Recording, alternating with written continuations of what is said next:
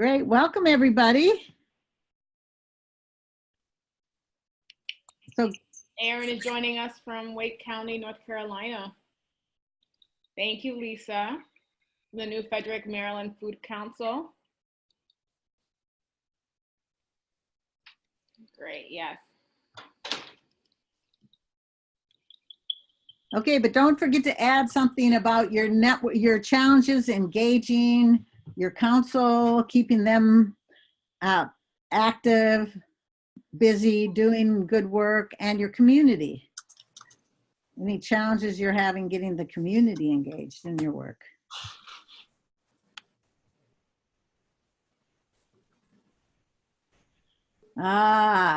Rachel has a good one. How do you get people to take responsibility for initiatives and projects without needing constant oversight? Does that sound familiar? Elizabeth agrees, it does. Yeah.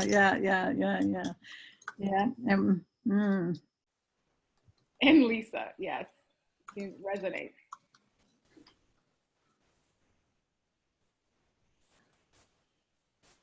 And Dan, as Food Council, is ready to jump up to becoming a better organized network. So you're in the right place, Dan. Excited to work with you. And if anybody, lots of you are more experts in starting food councils than we are. And if you would be willing to give some suggestions in the chat for Dan, like, you know, how do you get started in organizing a food council? That would be great. Yeah, engagement beyond the usual suspects. So we're going to talk about that. And there's a lot about the concepts. Yeah, understanding what are food systems. Great. Some new people have joined us. Welcome. We are just introducing ourselves in the chat. What state are you coming from? Are you from a state network, local policy council? What do you want to learn about networks? What is the challenge you're working on right now? Just share that in the chat. Oh wait, so we're writing it in the chat? Okay.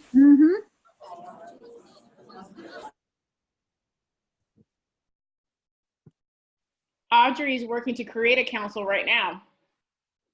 Great.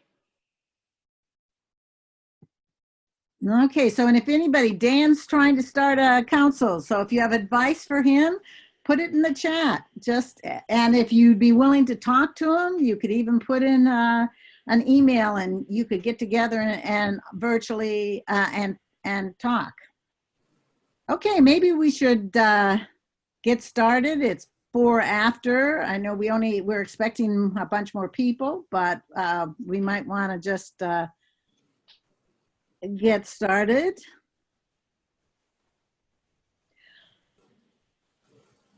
Okay, one thing I recommend is that you go to the little there's a little black bar that says view options, either at the top or the bottom. And if you click on that and put exit full screen, you should be able to see the slides and have the chat there and see everybody's gorgeous faces. So go up to view options, click exit full screen, and see if how that works for you. Okay, you're on mute, Center for a Livable Future. Yeah. You're unmuted now, it's all yours. Hi, welcome to the second Network Weaving workshop series with June, Holley, and Yasmin Yonis. We're excited to have everyone here participating. Just a little bit about us as the Food Policy Networks Project before we hand it over to June and Yasmin. So my name is Rachel Santo, and I work here at the Center for a Livable Future. In the room with me is Karen Bassarab and Ann Palmer.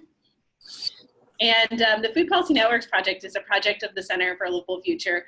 We help work to connect food policy stakeholders, whether they're food policy councils or similar groups across the US and in part a little bit Canada, through a listserv, the FPN listserv. We have a food policy council directory that we update each year. We have a resource database with over 1,200 resources for food policy councils and similar groups to use. And we also host many webinars on policy and organizational development skills. And we also do in-person training, and as well as virtual trainings, one-on-one technical assistance. And now I'll hand it over to Yasmin and June, who are experts in network weaving and have a lot of experience to share with you today. Thank you.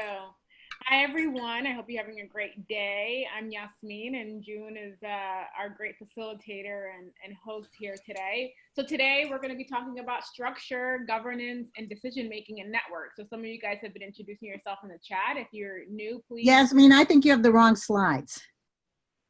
Oh, I'm sorry.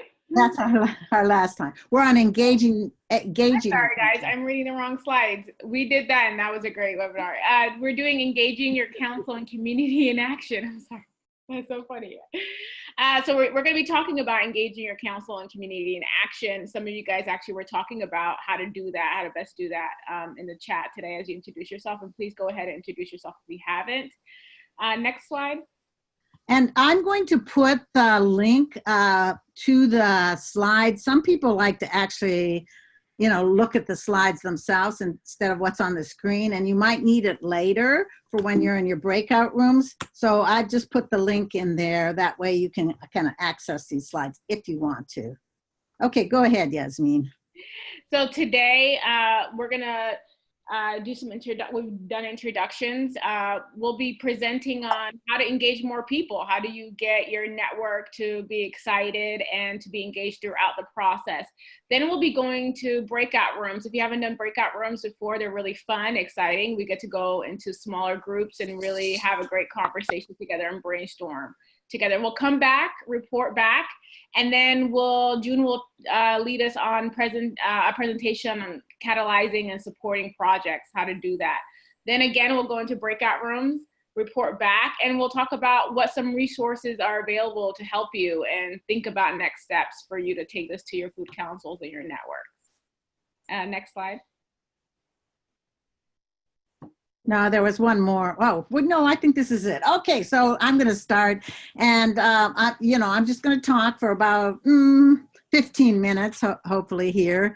One thing you might want to check and make sure you have a camera. When we get in breakout rooms, it really, really works so much better if you can see each other's faces. So you might want to at least make sure your camera works.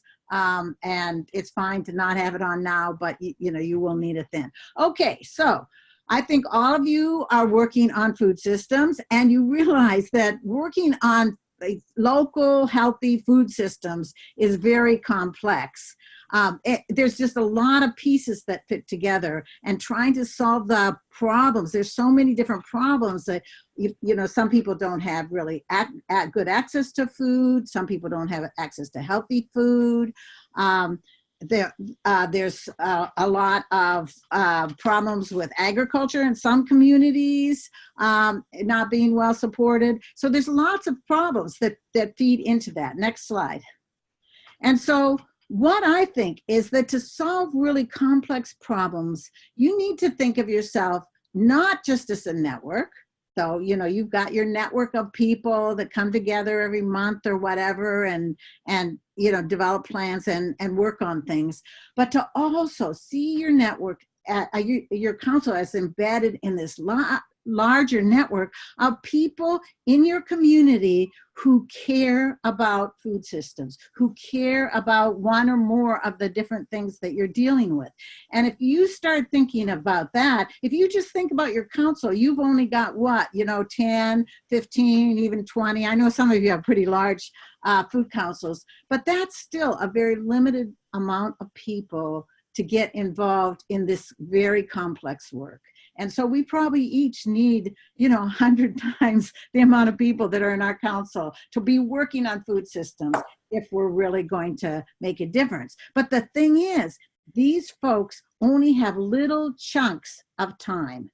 They're not like employees. They can give 2 hours, 3 hours, 5 hours a month, maybe 2 hours a week if you're lucky.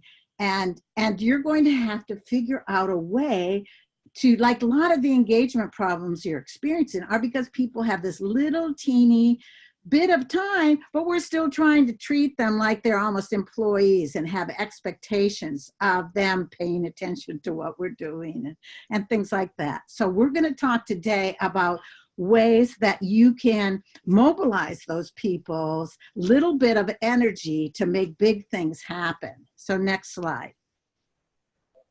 So if you were on the last call, I talked about this thing called a system shifting network. So when you're trying to do something like you all are trying, which is to shift the food system from one that's not very healthy or good for everybody to one that it is.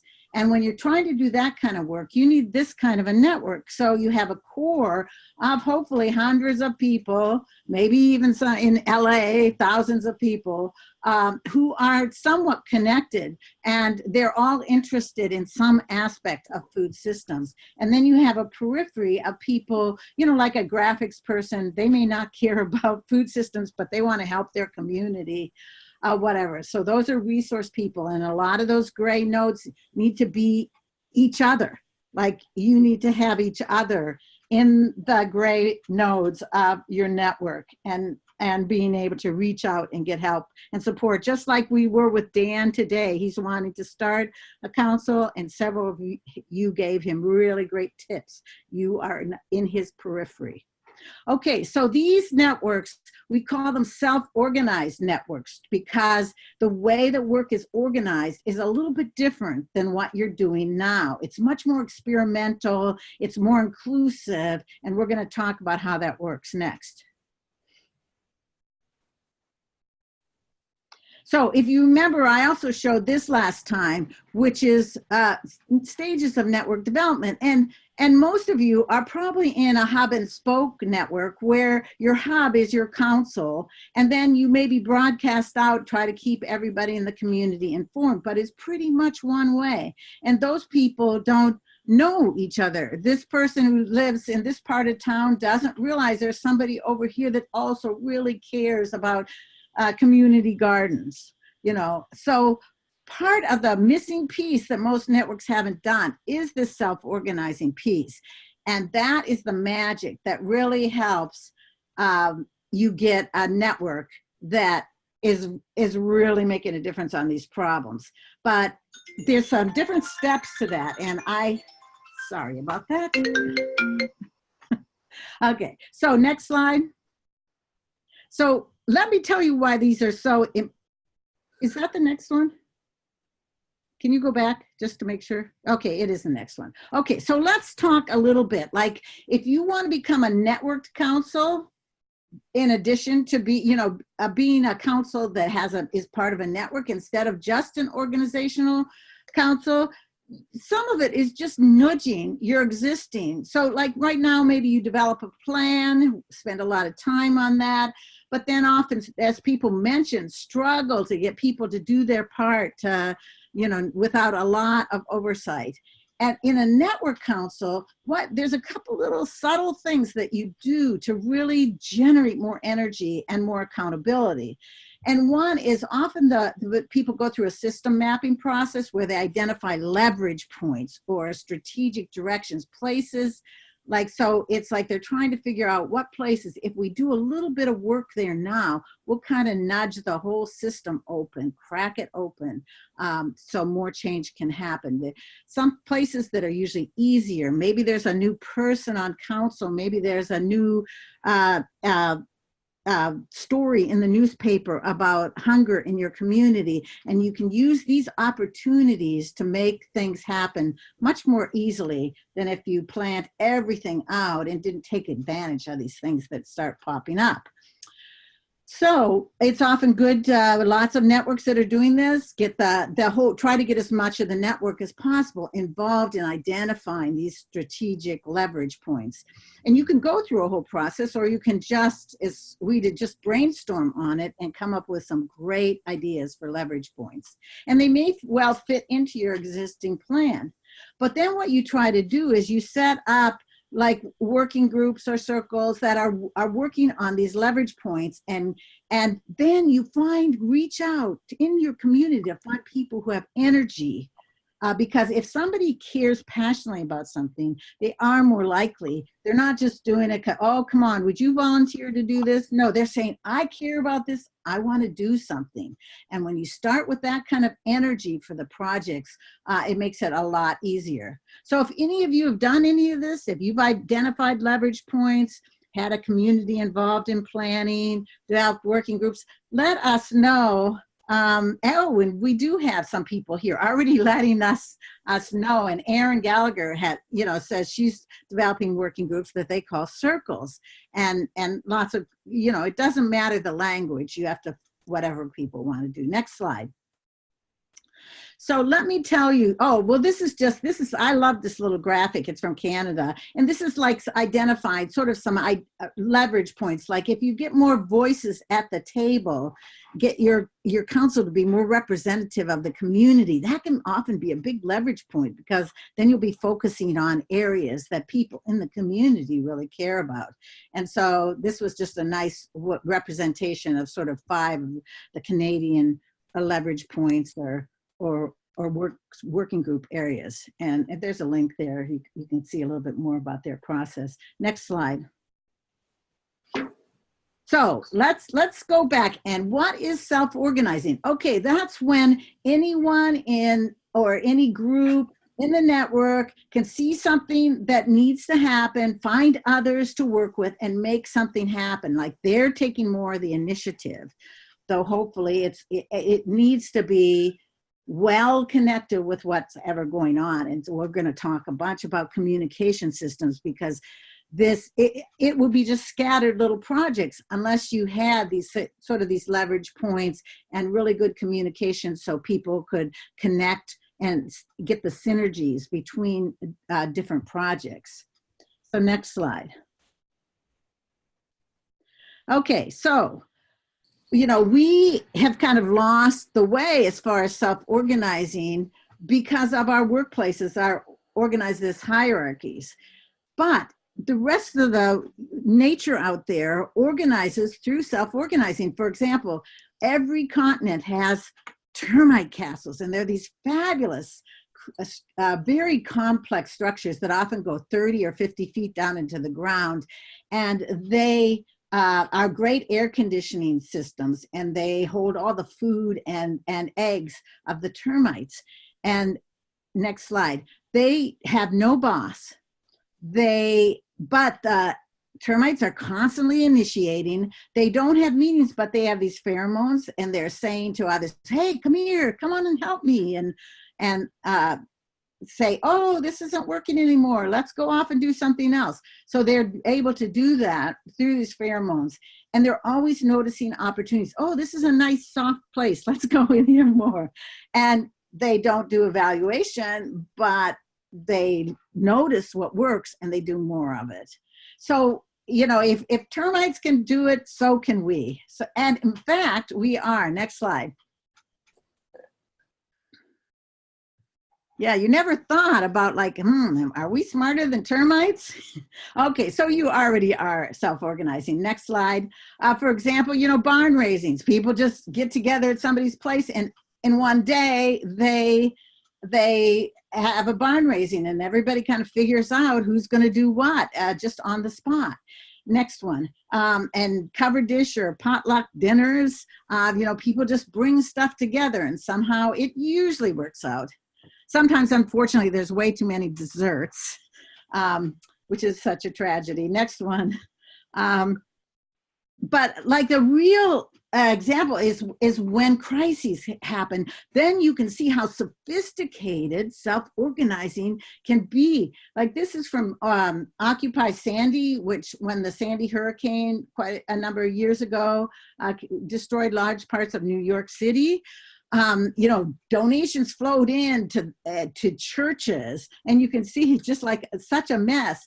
And hundreds and hundreds, in fact, thousands of people came in to volunteer. How did that work? How did they know what to do? Well, people put up simple communication tools, like they had a blackboard at the entryways to these churches, and they just put up things that needed to be done. They had a text loop you could sign into. to find out what was already happening, and you could go and just help do whatever you wanted to be done. For example, they were able to, in some of the projects, there were like hundreds and hundreds of elderly and disabled people. There was no electricity.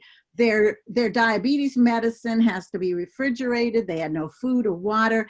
And so people got what they needed from these churches, went out to these projects, found out, made spreadsheets about who needed what. And this was all a week before Red Cross or FEMA showed their faces. So one key, every night they had a conference call with 200 or more people on it to kind of coordinate what they were doing.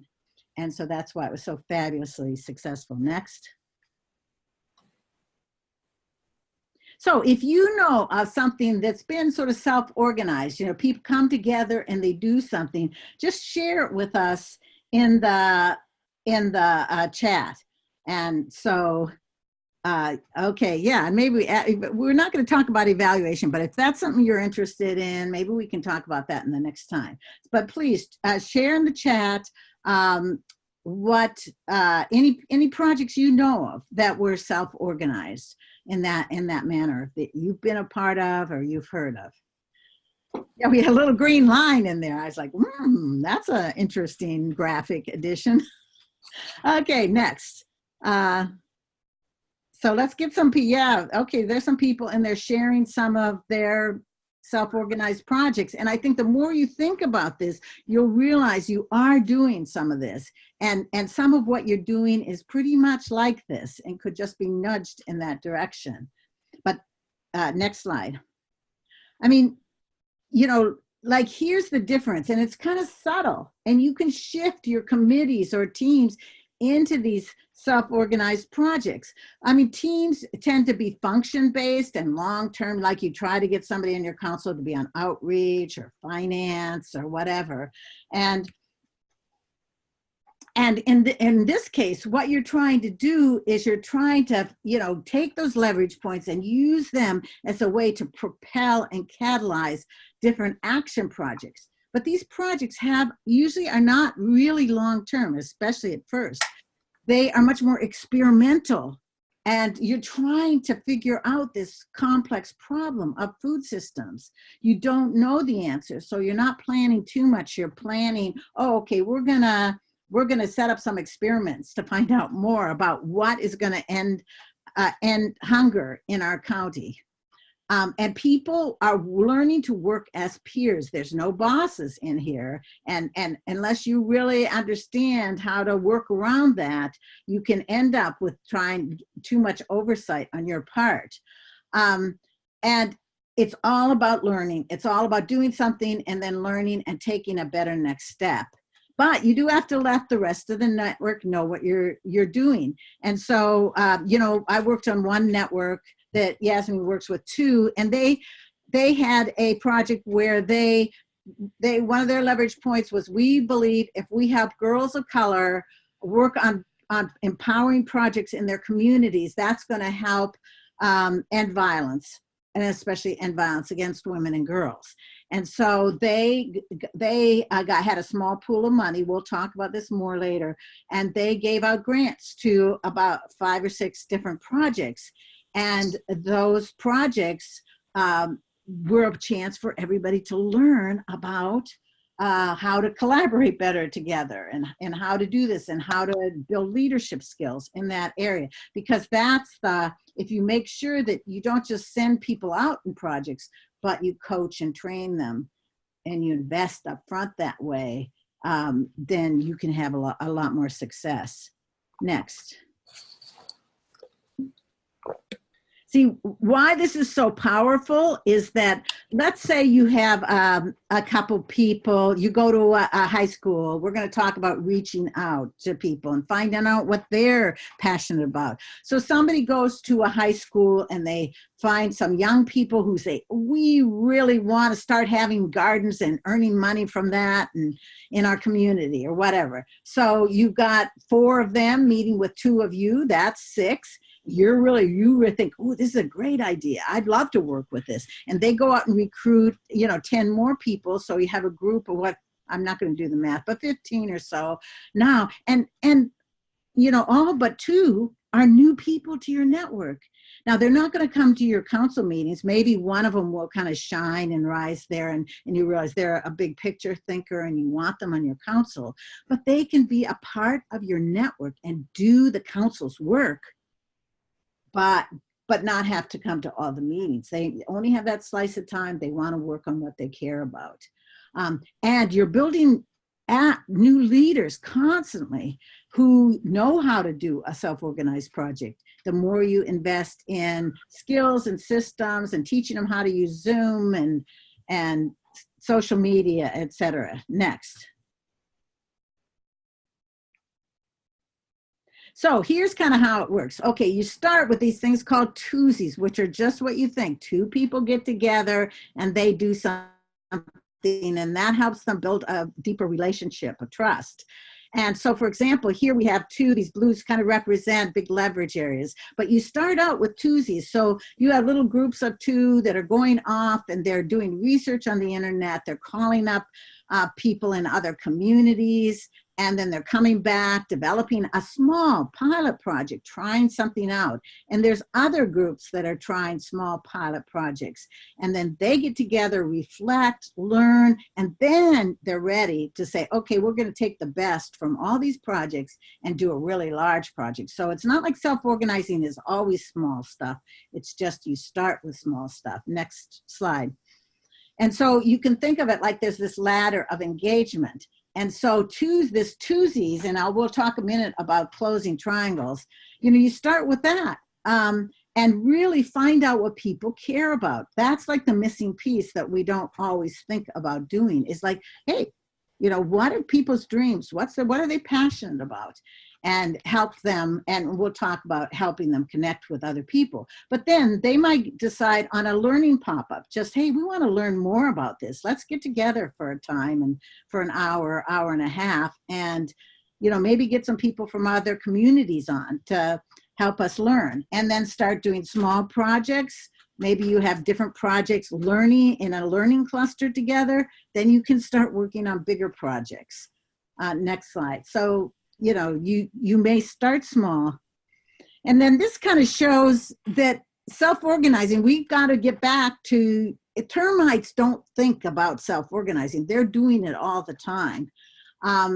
But we have to start back with maybe you all on the councils leading small projects first and helping people learn what they're all about. And some of you are doing this already, I know. And then you go to where you're just coaching and checking in with projects.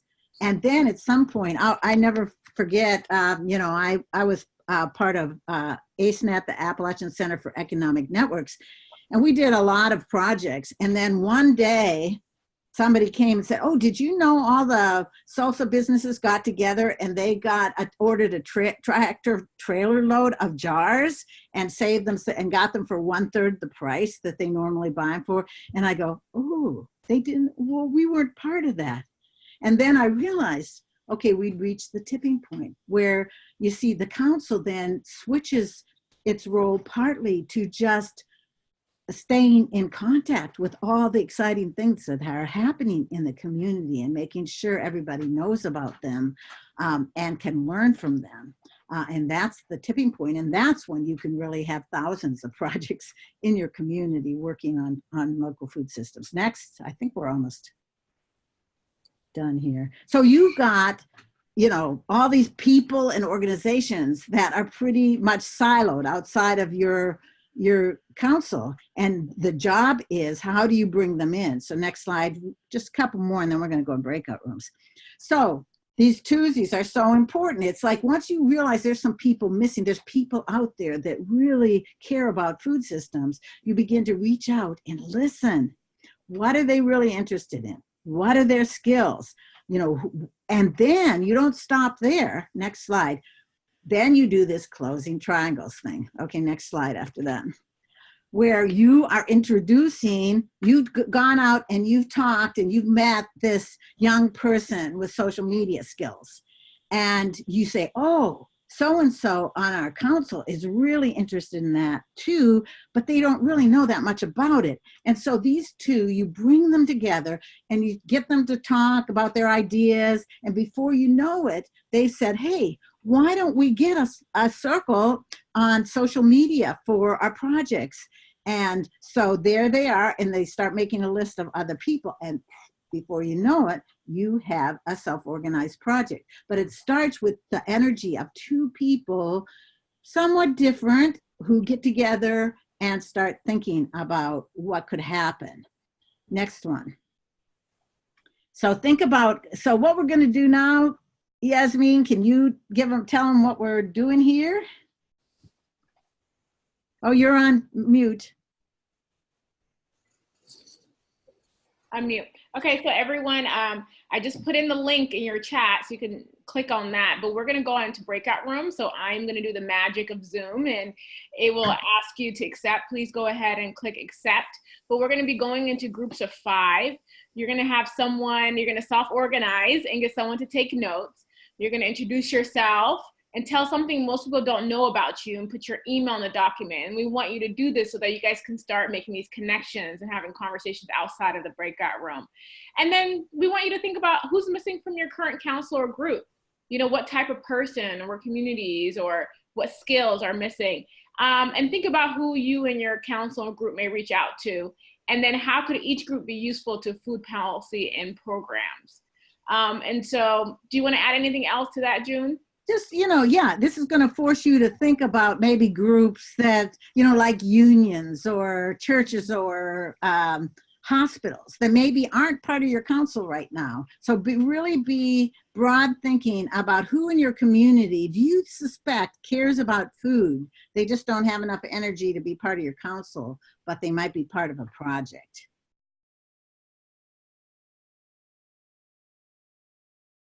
Hello, everybody. Good to see everybody's faces. Oh, great. Wonderful. Wonderful to see everybody. Okay. Great. Excellent. Oh, Welcome boy. back. I hope you guys had some fruitful conversations.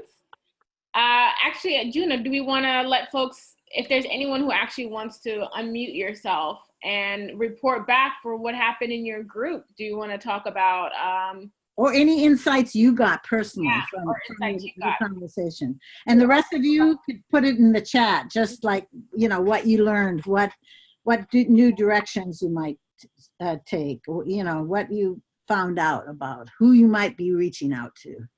Yeah. So go ahead and talk. Just take yourself off mute. So my name is Erin Gallagher, and we were Breakout Group 2, I think. And we had a pretty cool group from Nevada to Boston, if I remember correctly. And we kind of had the same areas that we had issues with. Wanted to get more producer voices, farmers, laborers, even the culinary industry. Policy, economic development voices, nonprofits, and some, organizations that are really rooted in the community. And we thought, that there's some sort of a sticking point with getting people to get engaged when they're not involved in this work because of their job. So we talked about compensation, and one of our group members had the example of a Baltimore council that had stipends offered to get resident engagement up. And so we thought, we're just going to have to think pretty creatively about how to do that, especially because some of our organizations aren't able to do that, at least just yet. Great, that's excellent. Anybody else? Okay, let's see some stuff in the chat too.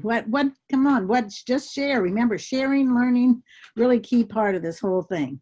And how about, I know somebody else. Let's see, was Aurora, were you going to say something? Oh, well, I was in Erin's group, and so I just, yeah, she covered it. And she did a great job facilitating, by the way. So. Oh, excellent, excellent. Now we know. Okay, great. Thank you, Aurora. Melanie, Who else? Melanie was about to say something. Melanie Okay. was about to say something.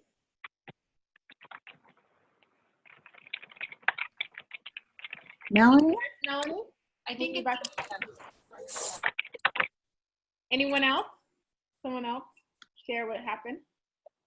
What insights they got?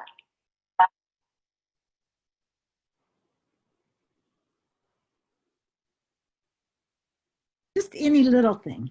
Yeah, go Michelle. A little thing. Hi, everybody. Okay. Yes, there she is. I didn't think I was meaning to share, but if you saw me running around, I was trying to charge something, but I can share. Okay. I am Heidi Melanie. There's a few Melanie labeled folks, but we all work for Northside Fresh Appetite for Change, and I'm the Heidi Melanie. Oh, hey, you, by the way, you can change your name just by clicking on it. If you click on it, you can, a choice is rename. So Yeah, okay, so there we go, Heidi. Quite right, you can change it. Okay. That's fine. Okay. Sorry about that. So one thing that came up in our breakout room one was talking about unions and labor. And I guess the whole frame of while food justice networks and food access networks and councils are pushing to make a name for ourselves in the foodscape and the policyscape that we have to make sure that we're doing it in a way that does not leave any of the systems behind. And a key part of our systems and the way they operate right now is labor. And unfortunately, labor is an ongoing issue within the nonprofit world that a lot of us work in. So it is kind of like we said, the elephant in the room, because we don't even know how to approach it ourselves yet. We're working on that. So bringing in and making sure we're creating an atmosphere productive and open and welcoming to unions and labor issues and production side of food, and not just the consumption and access side.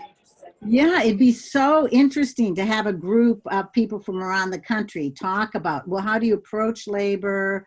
How are you respectful? How do you bring them into the conversation? So that's a really interesting topic, because once you get there, there's a lot of resources there that could also help your work. So that's a neat thing to think of. Okay, we better get moving on, because so if we can go back to the screen share, or, so we can see the slides again. That was wonderful seeing everybody's faces.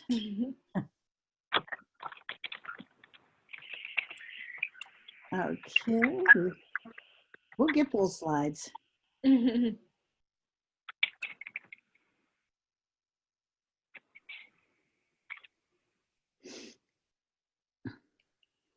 Sorry, I guess when I had closed out to stop sharing, it closed out the whole slideshow. So hold on. Okay, we can be patient. Oh, so we're getting a few people over in the chat. Somebody's saying a lot of clinics and hospital can donate money or swag to encourage participation. There are tax breaks for them, but they could also, might be a partner in, they have lots of horrible cafeteria food that I think our local hospital is now getting 20% of its food locally. Okay, just a second and we'll be ready. So now you have some ideas of people to reach out to. I really encourage you to think about going back to your council and say, hey, we need to map this out. We need to look at some of the people that are missing, some of the groups that are missing, and reach out to them and listen. What might they be interested in that would fit into the directions that we're going? Well, besides getting twosies, with a little bit of energy, there's several other ways you can do this clustering. Do you want me to share my screen? What do you think? We don't know where it went. Yeah. I can do it. It's no problem. Okay, you'll just have to pop out to do the breakout rooms again. Yeah, just put it on present. Okay, great. And remember, if you don't have view options, exit full screen if you want to really, oh yeah, somebody else has another idea about health systems need to do a community health assessment, sorry, and then make investments. So that's a really good, some good thinking. Okay, so then once you got an idea, like, okay, we want to have a group thinking about getting labor involved in what we're doing. That process of pulling together people who are interested in something is called clustering. And that's a way of forming people who want to talk and learn about something or form working groups or projects. Next. So there's besides the idea of a leverage, you doing some system mapping and identifying some leverage points, which is one way you can find those people.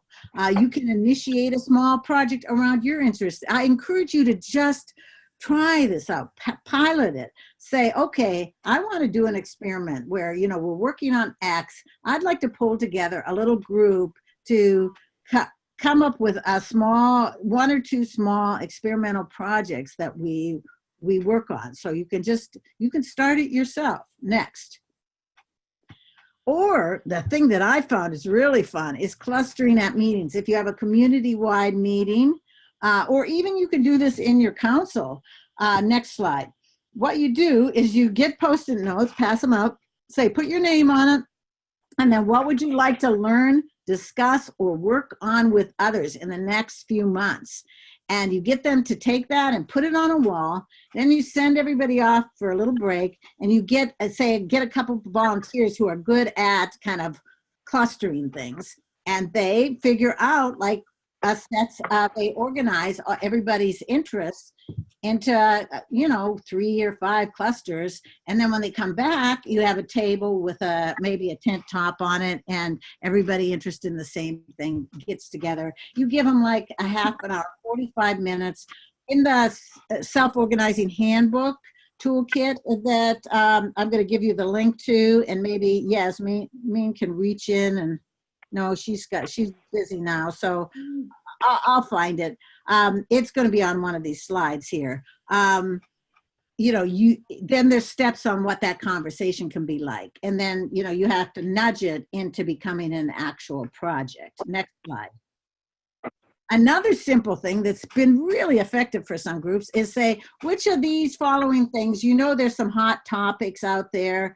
Which of these are you interested in, and how likely would you be or how willing to help organize this group? And you want to find people that are very willing, and a group that's got like 10 or 12 or whatever people interested. Next slide. So the most powerful way to do this is through what's called an innovation fund. You just find 5, it can be 5. The first one I did was $5,000 and we gave out about 10 different grants. So you can see they were very small. Some groups now have them as big as 40,000, but maybe they're all focused on, like I mentioned, that one about girls of color doing empowerment projects in their communities. So they were all focused on that, but had real different approaches to it. And you give each one a grant. You have some basic rules, like it has to be at least 3 or more groups. Maybe you want youth involved. If you're doing a labor organ, it has to have labor involved or whatever. You make up the rules. But the biggest one is that it has to be collaborative. Has to be 3 or more groups working together, because that's what this is trying to do, help groups work together. And maybe it's just a 6-month project, and you're just giving enough money for them to get a grant writer or hire a coordinator or whatever, get some donuts for the meetings or whatever, or maybe radishes. Maybe that's a little healthier, but and then it's really important that they share. In fact, lots of people, they have a meeting of all the projects in the beginning, in the middle, and the end, especially to share what they're learned with other people out in the community. Usually you have a Zoom session and they all share what they've done and what they've learned. Fabulous. You do this just maybe 2 times, and you will find that a lot more self-organizing happens. But next slide. But the thing I found, oh, well, no, I guess I'll get into it a little bit later. Okay, but the thing we found is that you cannot leave these projects out to dry and think they're going to just be able to, oh, you're self-organizing. So that means, it doesn't mean they're self-sufficient or self-reliant.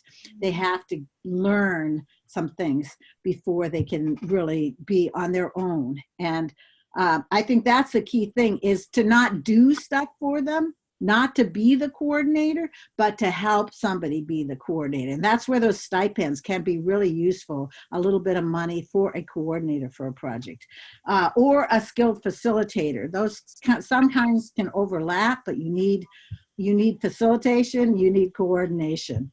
And people need help learning skills and techniques. I've got these little templates that are in the self-organizing. They're Google Doc templates for keeping track of tasks. People don't remember what they're supposed to do. And so you have to have a system that really is automated as possible, that helps remind people. I found Slack is great for these projects, because it's like, oh, I was trying to find the link for today's session, and I had like 50 emails that I've gotten a little behind on. And having a Slack channel, you have that little Slack channel is just right there, and it's only stuff that relates to the project. So, people can learn things like that. And setting up communications, which we're going to talk about in a minute. Next.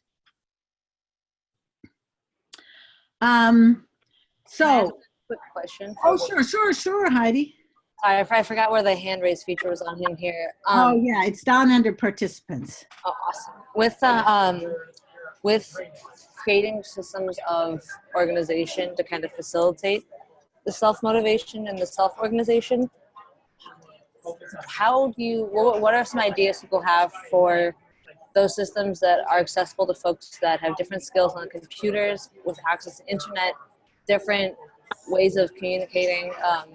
There's often one dominating type of organization system will leave some folks out, especially if it's like older community members who don't really know how to use the internet all that well, or don't have reliable access to certain kind of technology. So some ideas would be awesome for that.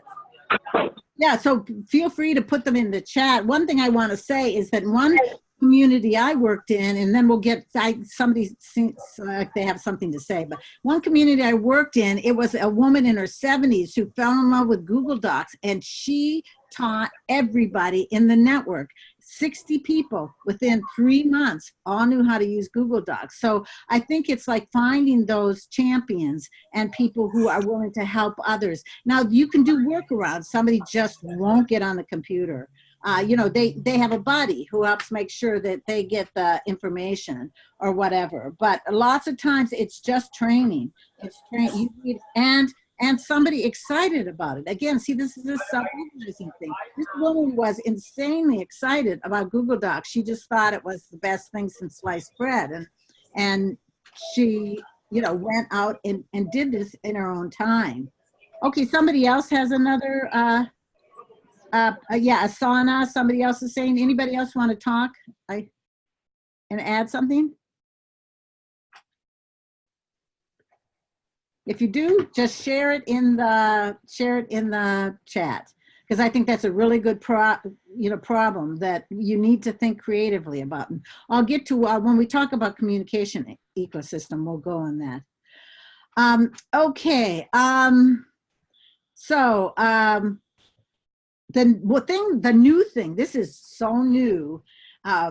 A couple networks are just trying this, and it looks really good. Yasmin's been key in figuring this out for the Resonance Network, which is really an exciting network. And that's a facilitator pool.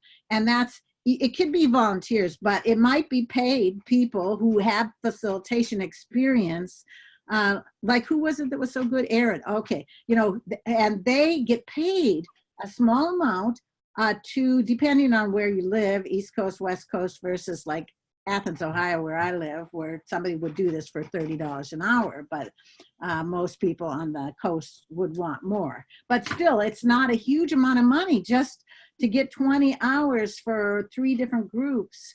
It's $1,000. And so lots of people, it can increase the success of your project. And the people, you can train them in the skills, and so that they're being trained, the trainers really, and they become seeds for the network culture and network practices. So I think this is just a brilliant idea, that if you can do have these facilitators, that a project can reach up and say, oh, I want a facilitator for our project. We're going to have 4 meetings, you know, 2 hours each, you know, and so that's what we need. Okay, so next. So this is the toolkit, and let's see, maybe Yasmin, you can grab that link there.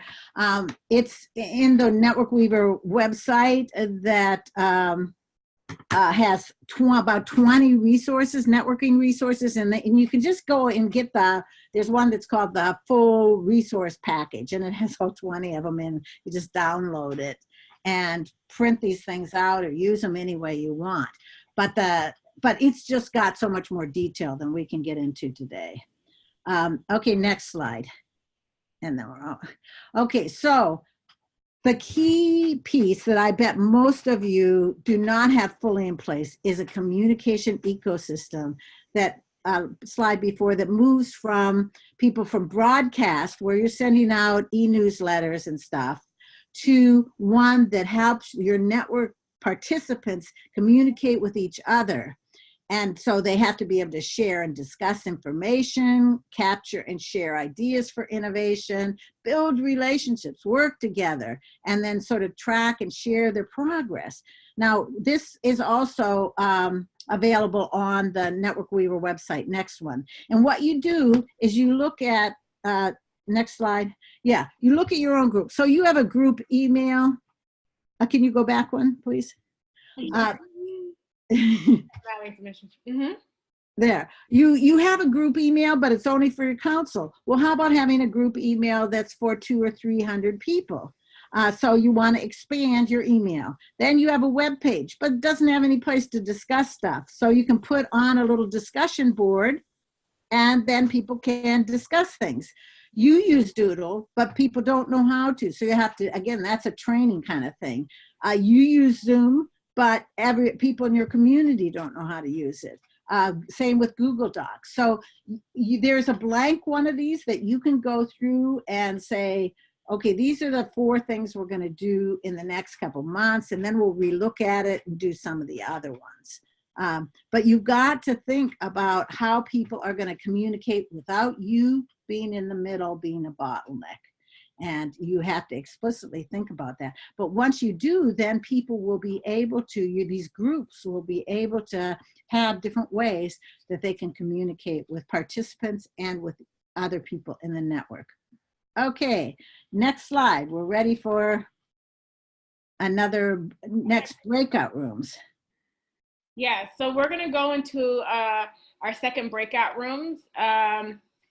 For each person to share about which of the following they will try in the coming months. Let me put the link in. Or you can make your own. The list will be in the breakout room notes of, like, there's 5 or 6 options of things you might try, or you can add your own, of course. You know, what you might try, but just getting to think, like, how can you do these? What would you need? What kind of support would you need to be able to do these things and experiment with one of them? So yeah, let's go. We have, I think we have, well, this one might be about 13 or 14 minutes long, but you already have introduced yourself. So hopefully you can spend a little bit more time going on the questions. Make sure you get a note taker. Yep. And please go ahead and accept joining the breakout group. Do you want to pause the recording? Sure. Great. Thanks for the reminder. I know. I'm just so forgetting. Really important.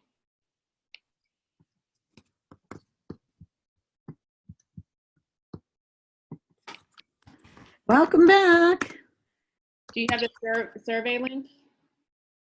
Yeah, it's actually in, I'll do the survey link later. Welcome back, everyone. Welcome back. Let's see.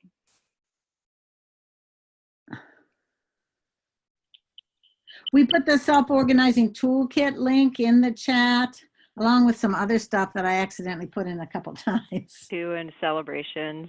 So thank you for that. Thank you for those comments. Welcome back. It's a little bit like magic when you're pulled out of a breakout room. Yeah, a little disorienting. But please do share in the chat if you got any ideas. You want to tell us what you might try to experiment with in the coming months. What support do you need? What do you need before you can do it? What do you want to learn? So if you can share that in the chat real quickly, it'd be great. Any insights you got? Questions? What are you going to try?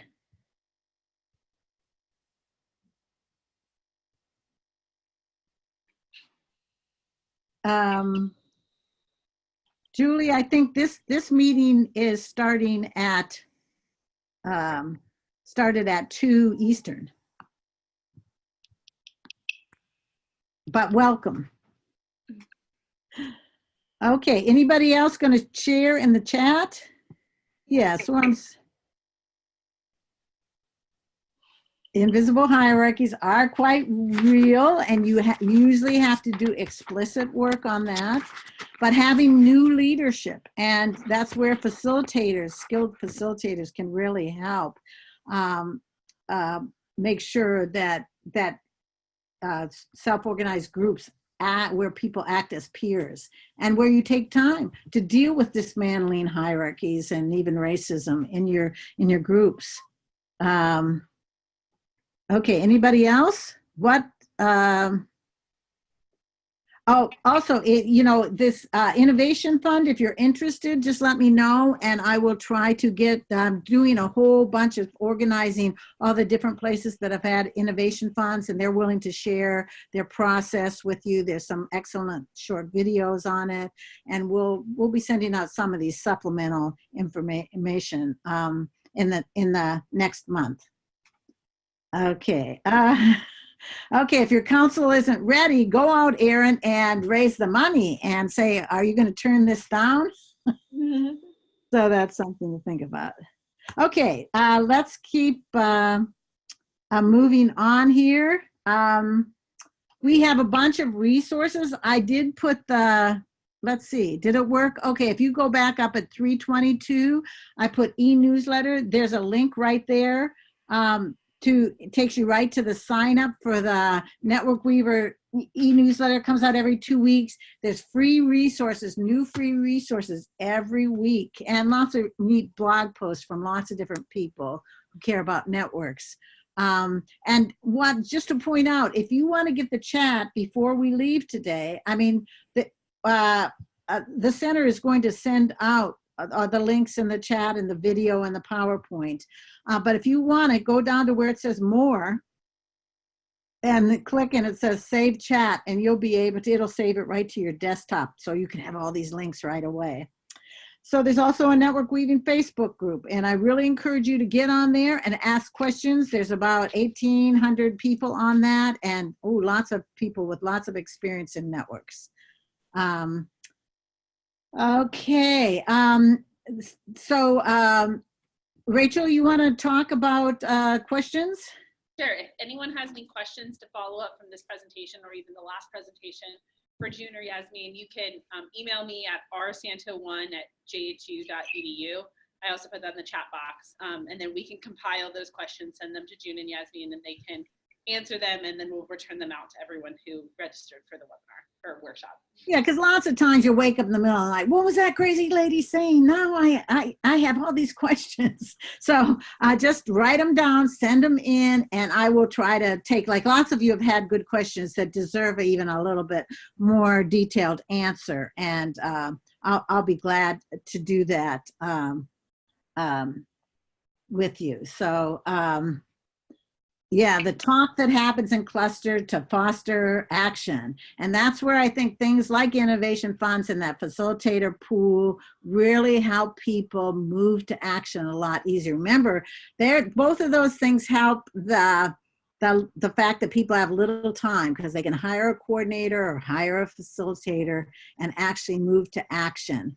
There are also some great templates. That if people have action items, they put them down, who's going to do them, by what time, and those can be a real big help to people moving to action. Okay, what is the least we can do together? Yeah, I think that's Fran put in that chat, Mullen. That's really wonderful. It's what can you do just right now in the next week to get something going? Okay, 2 more things here. We might actually, is that the next network weaving call is going to be January 17th. And we'll have a little survey in the next slide for you to take and tell us what you're interested in learning more about. You know, do you want to learn more about how groups actually, you know, move to action, more about getting people involved in policy? There's so many things we could talk about. Just, you'll be able to, in this, I'm trying to get the link here. Oops, I messed up. I'm going to try to grab this link here for you, and you'll be able to take this survey. But to register, and somewhere up here is the registration thing. Maybe somebody else could put that link in. You put that in there to register for the next session, January 17th.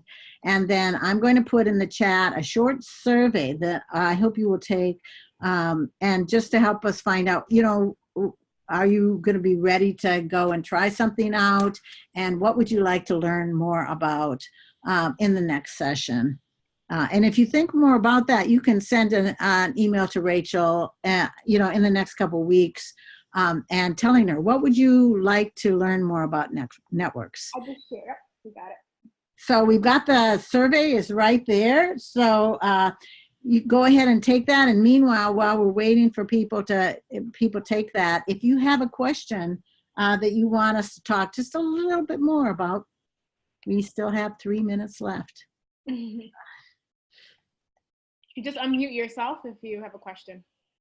Yeah, and there are some great ideas about Aaron saying hire a Vista, and you know, get that Vista to, like, you know, get into the network weaving stuff. It's not rocket science. You know, a good process person that thinks that way, you know, can pick that stuff up really well. I've had many Vistas that are great at facilitating and coordinating things. Yeah.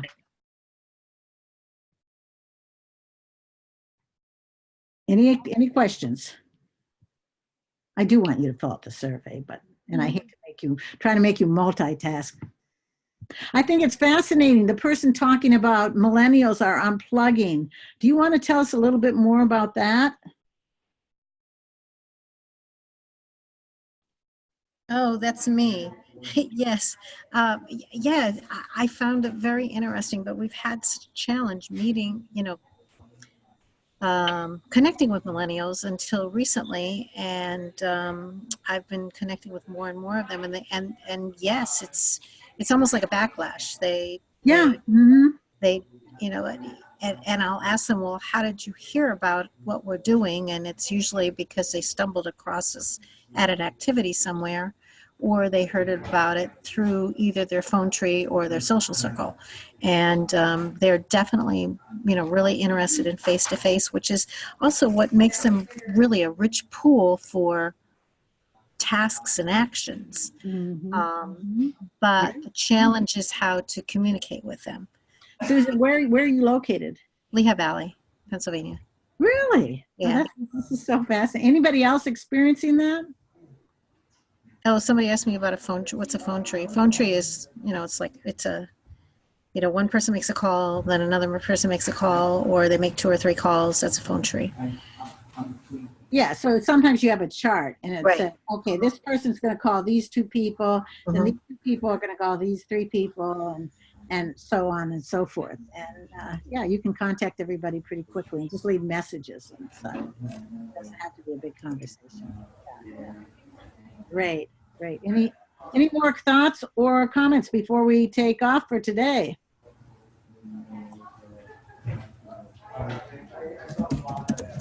Take your time about the survey. We'd just love to hear from you. What would you like to learn more about?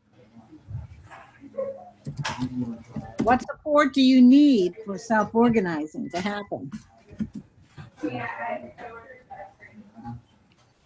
So I was just gonna add that a lot of the networks start with who you know, right? And I think, like, for example, our Urban Stewards Action Network is mobilized by millennials. They're the ones who are reaching out to like their communities, and predominantly like Latino community, predominantly African American communities, and it's multi-generational, right? So they're the ones that are communicating. That's where like it's their little hub, and they had cultural exchanges where they showed each other their farms. So there are like urban gardeners. So I feel like, you know, I think it's a little different everywhere, but this network at least is very much active and sustained by young people. Fabulous. Fabulous to hear that. Yeah. Anybody else?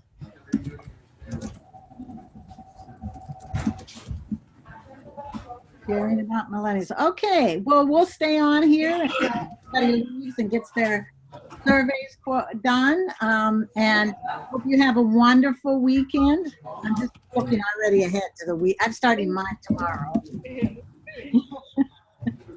Thank you so much, June and Yasmin. Yes. Thank you for taking the time on a Thursday afternoon.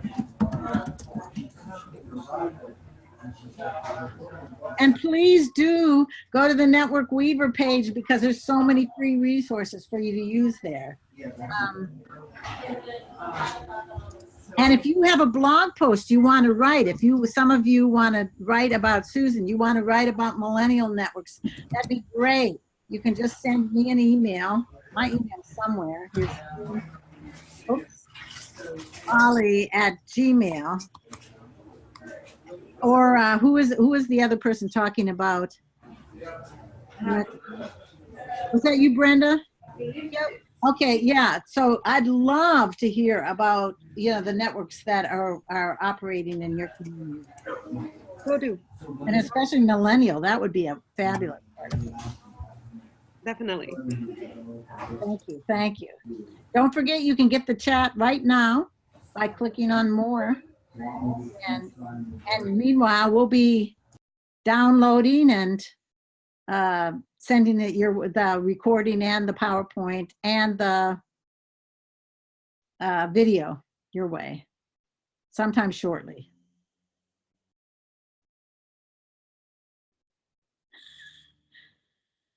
Bye. Bye. Wonderful to meet you all and see you again, some of you.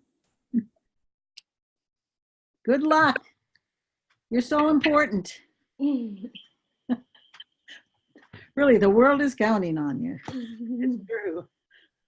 I love those stories about millennials, though. That's really so interesting. Yeah, I wonder if she's at Pennsylvania, right?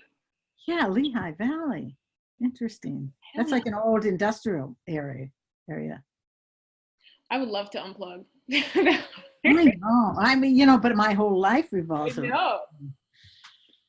It's because we've got to get better platforms that are open source and not, part of this big thing where they're stealing all your information. Yeah. Bye. Yeah. Okay, I guess we can go. Paul's on the phone. Okay, my dear. Thank you. Have a wonderful vacation. Bye.